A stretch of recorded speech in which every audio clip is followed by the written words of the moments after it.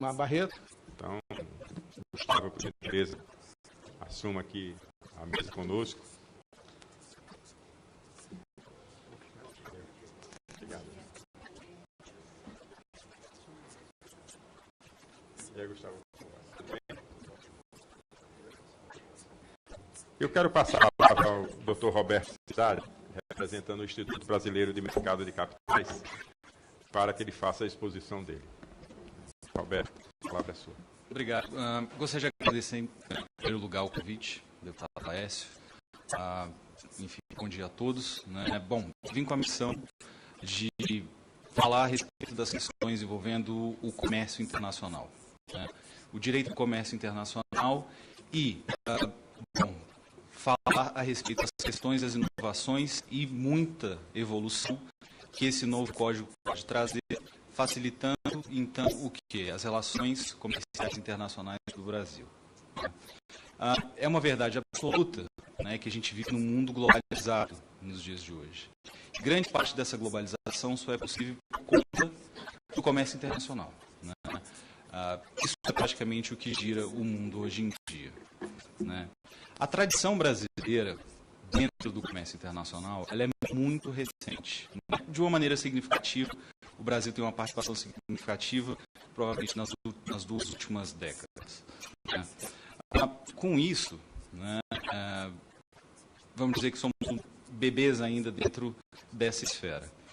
Existe uma característica muito peculiar a respeito do comércio internacional em termos jurídicos, que é o comércio se autorregula. Existe uma esfera normativa que vão reger as relações privadas mercantis dentro do comércio internacional e essas normas, de maneira geral, são criadas por instituições, sejam privadas, sejam interestatais, do próprio comércio.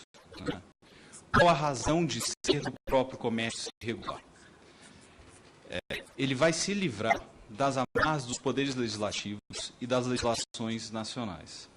Qual a vantagem que o comércio vê com essa característica? A agilidade. As normas são criadas de acordo com a necessidade que o comércio tem. Então, se há, por exemplo, uma situação da criação de uma nova forma de transporte de mercadorias internacionais, a criação da normatização, modelo de contrato vai ser praticamente imediata. Existem algumas instituições, como a Câmara de Comércio Internacional, a Uncial, dentre outras, que têm essa função de criar esses termos, essas normas do próprio comércio internacional. Bom, numa questão jurídica, o comércio internacional tem 2 fatores de maior importância, que são eles os contratos internacionais e a arbitragem comercial internacional. Então, são esses os pontos que devem de maior importância. Quanto à questão do Brasil em relação às normas aplicadas no comércio internacional. Nesse exato momento, há uma precariedade muito grande dentro do ordenamento jurídico brasileiro sobre a questão de possibilitar ou facilitar relações tradicionais do comércio internacional. Atualmente, grande parte dessas questões estão dentro do Código Civil. Qual é o problema disso? O Código Civil existe um sentido. O sentido do Código Civil, principalmente, é criar amarras. Deixar tudo absolutamente muito bem definido, para que exista uma margem muito pequena de liberdade dentro das relações. De forma que as regras de direito comercial presentes no Código Civil hoje em dia não são eficazes e eficientes para a facilitação do comércio internacional, numa questão jurídica. Tanto que grande parte das regras, eles vão mitigar a autonomia da vontade, que é o princípio maior que vai possibilitar a existência de contratos e relações jurídicas transnacionais de características mercantis, do comércio internacional. Basicamente isso. Bom, além disso, existem tratados internacionais a respeito como, por exemplo, a Convenção de Viena de 1980, que trata sobre a compra e venda de mercadorias. Qual o grande problema de nos basearmos na questão dos tratados internacionais? Muitas vezes eles têm um tempo muito longo até que possam ser aplicados no Brasil. Por exemplo, há uma dúvida ainda a respeito da Convenção de Viena de 1980, se é válida ou não no Brasil. Por quê? Foi depositado em 2013 pelo Brasil, né, a sua ratificação, e até o momento ainda não há uma efetivação por conta da ausência do decreto presidencial ainda. Tá? Bom, além dessas inadequações, por assim dizer, outros instrumentos tradicionais, por exemplo, a arbitragem comercial internacional, a arbitragem, de maneira geral, é uma figura muito nova no Brasil. E, além de ser considerada uma novidade no Brasil, ela vem sendo aplicada de maneira não muito correta. A sua aplicação ainda é um mistério muito grande, inclusive dentro do meio jurídico. Né? Agora temos a lei de arbitragem no Brasil, que garante segurança jurídica, né, obviamente, inclusive tendo sido renovado, salvo engano, publicado no dia de ontem. Né? Quanto à questão do código, né, muita gente fala a respeito da não criação do código, que já existem regras, etc. Qual a grande questão da unificação e codificação das regras de direito comercial? Atores do comércio internacional buscam uma coisa, principalmente, que é a segurança jurídica. Segurança jurídica garantida pelas normas de direito dentro dos estados com os quais você está negociando, com as empresas que vocês estão negociando. Inclusive, a codificação, ao meu ver, cria uma facilitação para adequações futuras dessas normas. Né? Um exemplo é os Estados Unidos. Não sei se é de conhecimento de todos que os Estados Unidos têm o direito dentro dos Estados Unidos, na maioria das vezes, ele é estadual. Inclusive quanto ao direito empresarial nos Estados Unidos. No entanto, todo mundo nos Estados Unidos basicamente vai aplicar a lei de um estado só, do estado de Delaware. Tá? Praticamente todas as empresas são registradas no estado de Delaware. Por quê? Porque é considerado o melhor direito comercial americano. Com isso, né, há uma especialização, inclusive, das cortes dentro do estado de Delaware. Tá? Ou seja, querendo ou não, existiu uma certa forma de unificação do direito num país que usa o sistema federativo ao pé da letra. Okay? Outra questão que me chamou a atenção dentro desse novo código, uma eventual facilitação de investimentos estrangeiros no Brasil. Fugindo um pouco da questão principal do comércio internacional, me chamou a atenção uma proposta do Congresso a respeito do artigo 143 da PL, onde o 143 vai definir a forma de regularização dos sócios de empresas estrangeiras no Brasil, levando, inclusive, até o nível de pessoa física. Tá? O que seria, de certa forma, um fator um tanto quanto impeditivo de empresas terem maior liberdade para investimento no Brasil. Né? Então, ao meu ver, concordo com a proposta de que seja abolido esse artigo dentro do novo Código Comercial.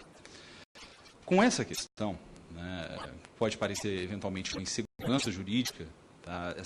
Esse não registro minucioso das empresas estrangeiras, eu trago um caso que é o das startups, que é algo que é considerado novidade, um grande boom no Brasil hoje em dia, né, que são empresas que são incubadas. São normalmente de pessoas jovens que têm ótimas ideias, né, principalmente relativos a questões tecnológicas, inovações tecnológicas. E o que acontece com as empresas startups que têm maior futuro, vamos dizer assim, que são vistas como mais promissoras? A maioria delas fazem o registro da matriz nos Estados Unidos, onde isso já é algo, né, assentado. Então, a maioria dessas startups que têm maior significado, que têm maior possibilidade de crescimento, vão para o vale, como dizem. Eles são levados à Califórnia, onde eles recebem o primeiro grande investimento de empresas especializadas nesses investimentos, e a matriz continua nos Estados Unidos. O que acontece passa-se um tempo, depois essas pessoas voltam para o Brasil, institui uma pessoa jurídica aqui no Brasil, obviamente, mas ela se torna uma subsidiária. Qual a perda significativa que existe no Brasil nesse caso? Em primeiro lugar, existe uma perda muito grande a respeito da propriedade intelectual, que normalmente vai ser registrado fora do país. Querendo ou não, de certa forma, isso pode gerar a perda de divisas para o Brasil. Existem grandes inovações tecnológicas que estão sendo produzidas por essas ditas pequenas empresas que estão sendo incubadas e que provavelmente vão ter como o lugar inicial, o principal registro da patente, fora do território brasileiro. E isso é uma constante em absolutamente todas essas empresas. Por quê? Porque o Brasil não é visto como um lugar de absoluta segurança jurídica para essas empresas de investimento. Okay? De muitas vezes a responsabilização, a parte da responsabilidade dessas empresas vai ser superior àquelas que elas desejam. Okay? Então, essa é a primeira questão a respeito dentro do projeto de lei propriamente, o artigo 143. Okay? Agora, relativo, voltando às questões principais do comércio internacional, que são os contratos internacionais.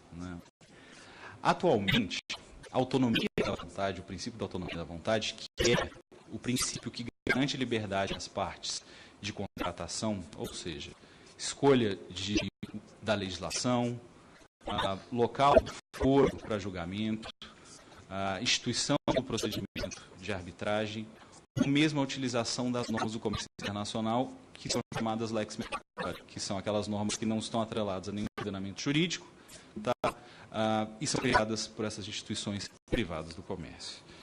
Bom, no artigo 303, cria-se uma solução absolutamente objetiva a respeito dessa questão, que é, em primeiro lugar, a primeira vez que se aparece a questão da liberdade e autonomia da vontade, o que vai garantir, então, plena segurança jurídica às partes de que aquilo que elas colocarem no contrato será cumprido.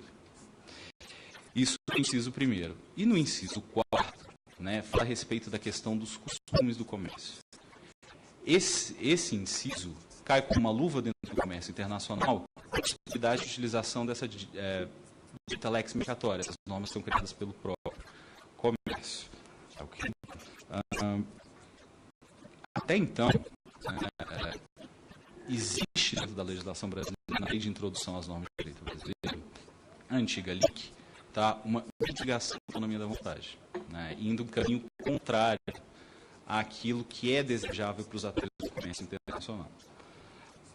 Bom, posteriormente, no artigo 319 do projeto de lei, ele vai falar sobre a questão da execução do objeto de um contrato.